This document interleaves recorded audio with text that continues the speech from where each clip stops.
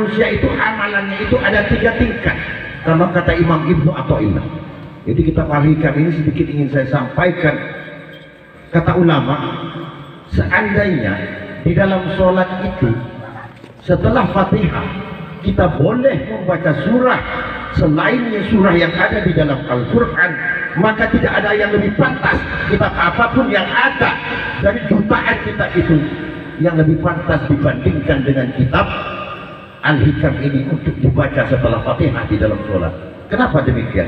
Karena saking kalimat-kalimatnya begitu indah, kalimat-kalimatnya begitu penuh dengan mau'idhah yang sangat luar biasa. Ini hebatnya Imam Ibnu Athaillah. Ini dalam kitab Hikam itu beliau menjelaskan, kata Imam Ibnu Athaillah, bahwa tingkatan amal itu manusia ini ada 3, dan 3 ini harus melalui tahapan-tahapan. Tidak boleh kita melangkahi dari tahapan pertama, kedua, ketiga. Ketika orang melangkahi itu, maka orang itu akan hancur. Tidak akan bisa orang itu hidup secara sempurna. Dia kata ulama, kata Imam Ibnu Athaillah, la yasihul intiqalu qabla an yuhaqqiqa ma qabla. Jadi sesuatu itu kita harus step by step. Kita itu harus sesuai tingkatan.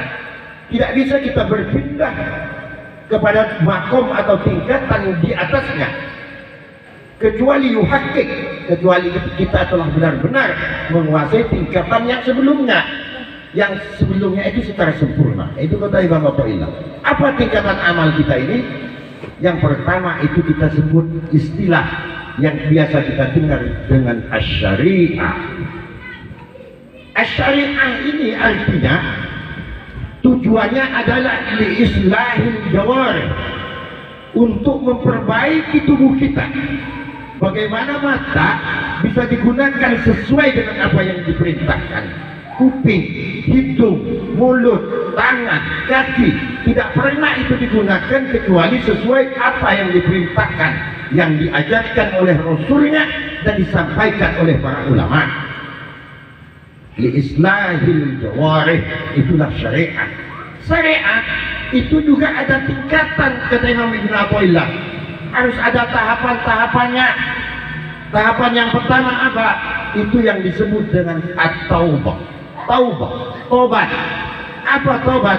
Tobat adalah menyesal dari perbuatan-perbuatan salah yang telah kita lakukan dan berjanji untuk tidak mengulangi itu. Taubat, bukan tobat sambal. Mentobat sambal kita makan pedas-pedas, ya Allah ampun pedis. Yang ngobrol lebaran laku akan boleh. Bukan tobat sambal, tobat nasuha. Kalau di dalam Al-Quran itu dikenal tobat nasuha. Tobat ayat 2 yang menyangkut Allah itu hanya 3 syaratnya.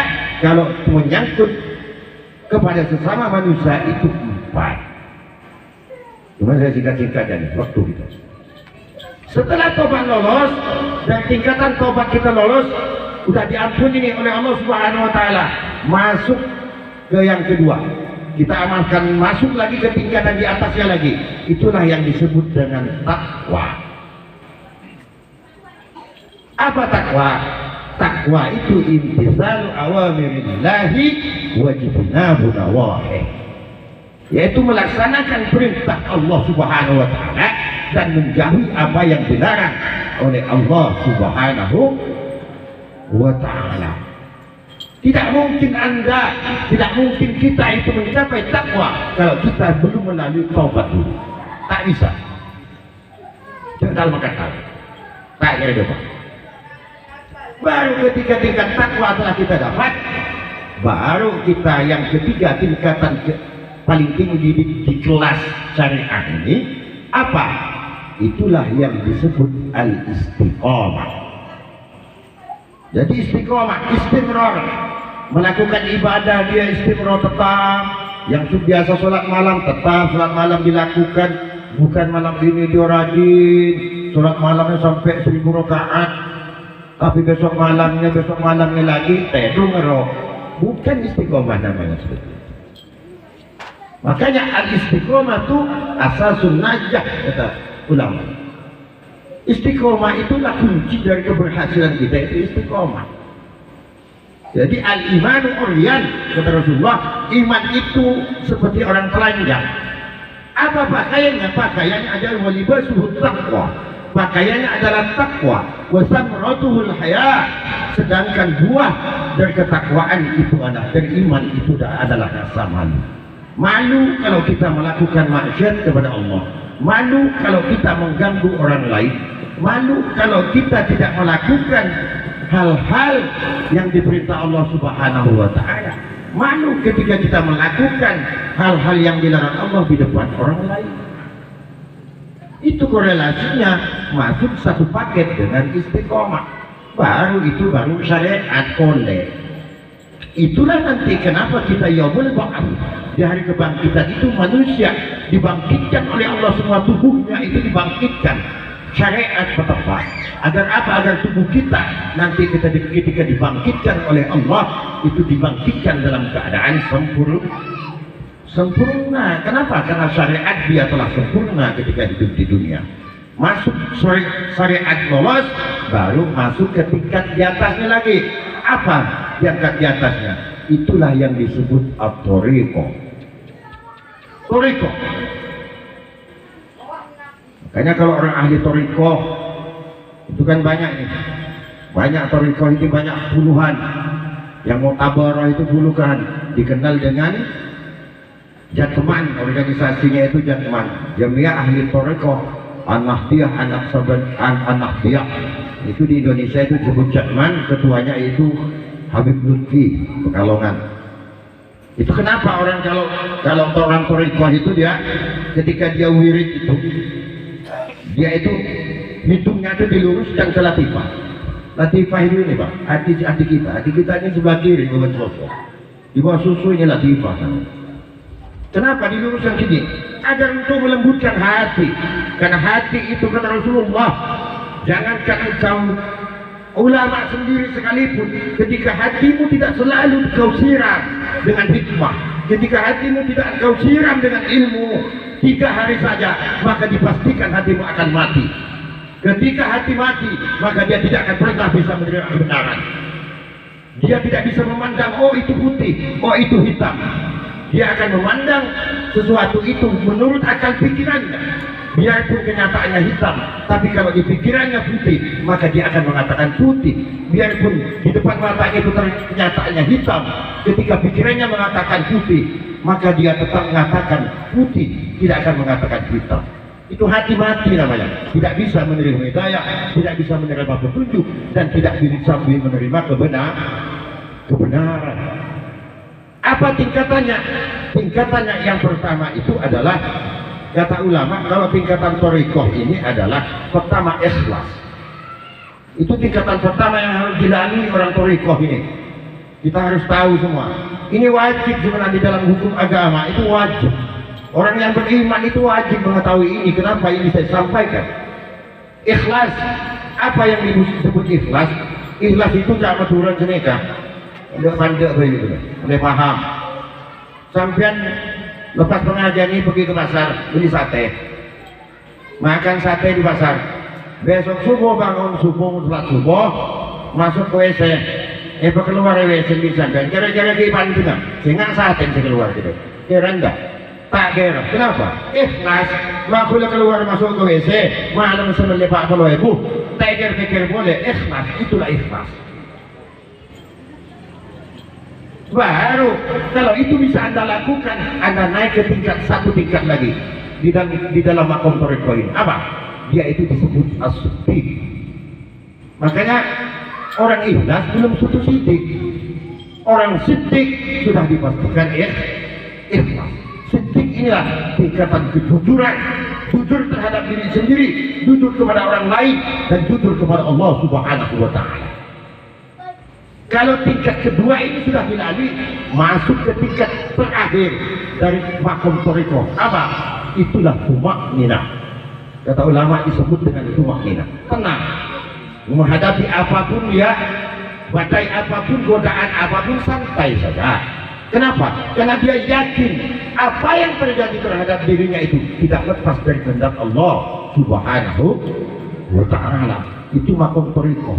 Kalau kita sudah merasakan telah sampai kepada 3 tingkat ini, maka ternyata bisa diyakini Anda itu sudah masuk di makom thariqah. Baru makom yang paling tinggi ini. Makom yang paling tinggi apa? Itulah yang disebut kata ulama, kata Imam Ibnu Athaillah, sebagai makom hakikat. Apa makom hakikat ini? Hakikat. Tingkatan pertamanya apa yang harus Anda lalui di dalam makom hakikat ini? Itu disebut kata Imam Ibnu Athaillah dengan al-muraqabah. Apa muraqabah? Muraqabah itu adalah kita harus mempunyai rasa, berperasaan, kemanapun Anda, dimanapun Anda, pada posisi apapun Anda, maka Anda itu merasa diawasi oleh Allah. Gerak-gerikmu selalu dilihat dan dijaga oleh Allah Subhanahu wa ta'ala. Itu muraqabah namanya. Baru setelah ini lolos, naik tingkat yang kedua.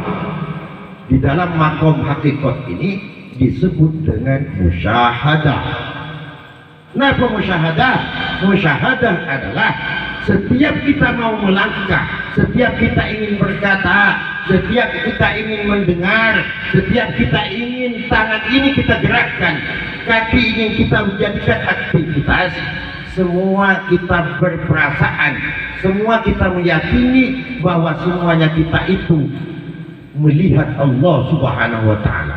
Karena merasa melihat Allah Subhanahu wa ta'ala, maka apa yang dilarang tidak mungkin bisa dilakukan oleh orang yang sudah masuk makom hakikat yang di tingkat musyahadah.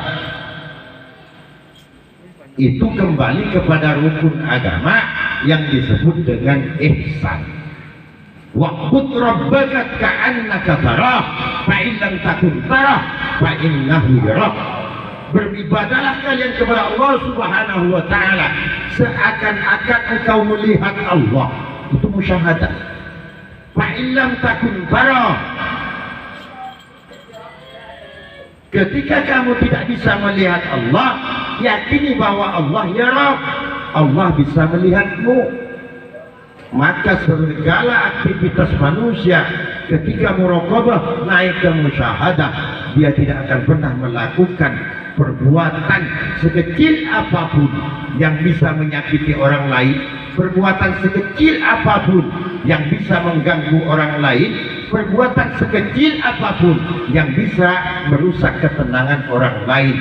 Yang ia pikirkan bagaimana dia selalu dan selalu muraqabah, musyahadah, mendekatkan diri kepada Allah Subhanahu wa ta'ala. Baru capaian puncaknya adalah orang yang kelas hakikat ini, itu yang tingkat tertinggi. Ini makomnya para aulia Allah Subhanahu wa ta'ala. Sudah. Apa itu?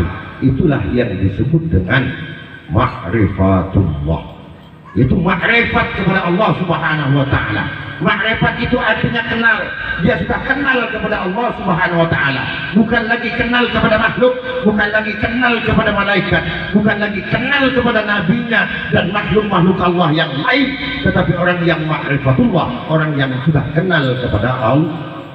Kalau orang sudah kenal kepada Allah, maka yang terjadi kepada dirinya adalah fana billah.